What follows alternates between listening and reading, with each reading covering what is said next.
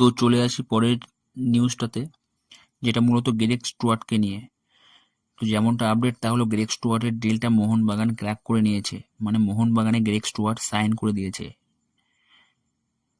তো মোহনবাগানের ষষ্ঠ বিদেশি হতে চলেছে এই স্কটিশ অ্যাটাকিং মিডিও, যার ফলে মোহনবাগানের অ্যাটাকিং বিভাগ আরও শক্তিশালী হয়ে গেল। তো পার্সোনালি আমার মতে মোহনবাগানের অ্যাটাকিং লাইন আপ আইএসএল 2024-25 মরশুমের সেরা অ্যাটাকিং লাইন আপ হতে চলেছে। প্রথম থেকেই এই অ্যাটাকিং লাইন আপে Cummins, Dimitri, Manvir Saha, Liston, Anirudh Thapa ছিল, তবে এবার প্রথমে ম্যাকক্লেন ও বর্তমানে গ্রেগ স্টুয়ার্টের সাইনে এটি যে আরও শক্তিশালী হয়ে গেল এবং এর শক্তিটা যে অনেকটা বেড়ে গেল তা বলার অপেক্ষা রাখে না। তো একটু অপেক্ষা করো, খুব শীঘ্রই গ্রেগ স্টুয়ার্টের সাইনটা অফিসিয়ালি চলে আসবে ম্যানেজমেন্টের পক্ষ থেকে।